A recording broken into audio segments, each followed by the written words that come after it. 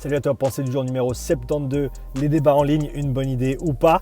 Ce sera le sujet du jour. Avant ça, je veux parler d'une petite vidéo que j'ai faite ce matin. J'ai commencé à utiliser le P100, qui est la nouvelle unité, un outil d'entraînement respiratoire que Ediag vient de sortir, sorti l'année dernière.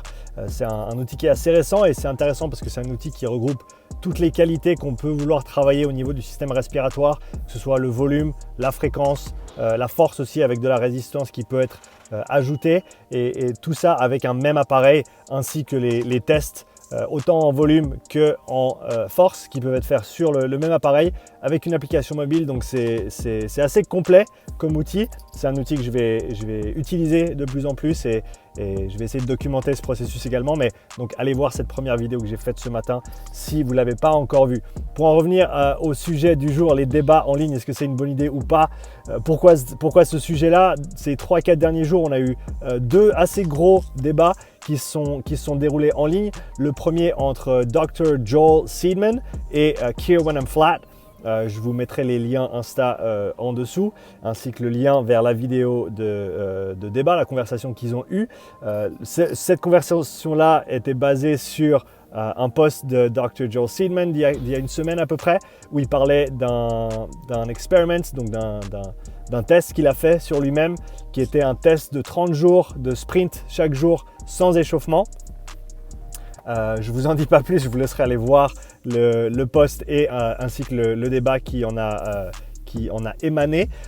Et ensuite, le deuxième qu'il y a eu récemment aussi, c'était entre Dr. Pat Davidson et Coach Cass, donc Kassem Hansen, qui sont tous les deux des grands coachs que je respecte énormément, tous les deux que j'ai reçus sur le podcast d'ailleurs.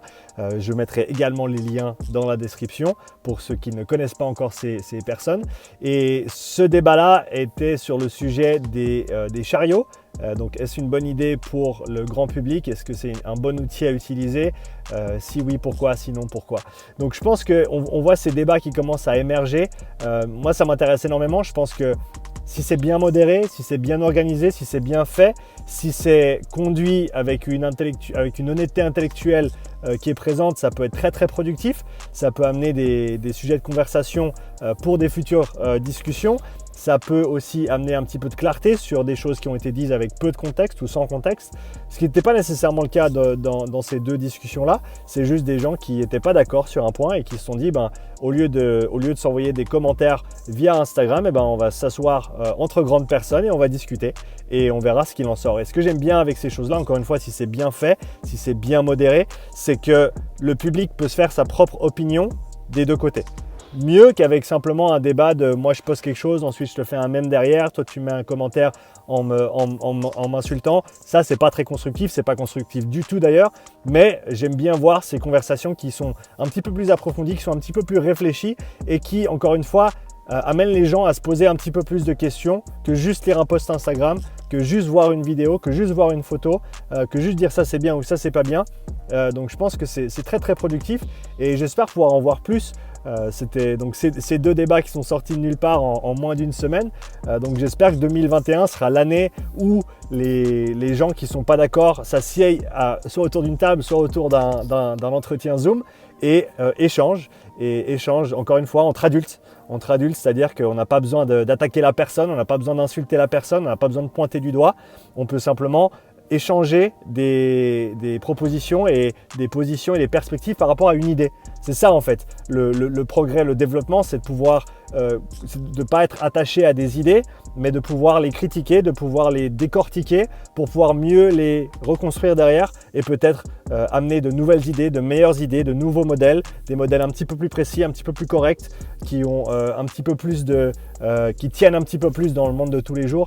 Donc ça, je pense que c'est très important. Et donc voilà, j'espère voir plus de débats comme ces deux débats-là dans les semaines et les mois et les années qui viennent, parce que vraiment, on a cette possibilité maintenant de simplement se connecter sur un Zoom avec quelqu'un, qu'on soit d'accord avec cette personne ou pas, qu'on connaisse cette personne bien ou pas, et de simplement raisonner entre grandes personnes.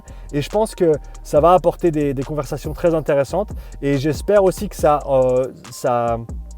motive les coachs qui ont peut-être un peu moins d'expérience que ces gens-là, qui sont quand même des noms qui sont bien respectés dans l'industrie du fitness et de la performance. Donc même des coachs qui n'ont pas ce niveau de connaissance de peut-être utiliser ça comme un challenge, de se dire voilà, on peut s'asseoir entre deux adultes et on peut essayer de construire une conversation, d'avoir un débat ouvert, un débat productif, un débat qui est intellectuellement honnête. C'est un terme que j'utilise beaucoup parce qu'il me tient énormément à cœur. Je pense que la pire chose qu'on puisse faire, c'est être malhonnête dans ces conversations parce que ça déraille, ça déraille vraiment l'objectif qui est d'essayer de se rapprocher de la vérité ou de se rapprocher du modèle qui est le plus proche de la vérité, vu que la vérité propre en elle-même, on l'atteindra jamais. Donc voilà, je me réjouis d'entendre tes retours sur ces deux débats qui ont eu lieu, si tu as l'occasion de les écouter. Et sinon, quel sujet tu aimerais entendre être débattu entre des grands noms ou entre des experts ou entre des coachs, parce que c'est peut-être quelque chose qui peut être fait au sein de la communauté Upside Strength. Donc à voir, à discuter. J'attends tes recommandations, tes idées, tes questions dans les commentaires comme d'habitude, et à bientôt pour une nouvelle pensée du jour. Ciao.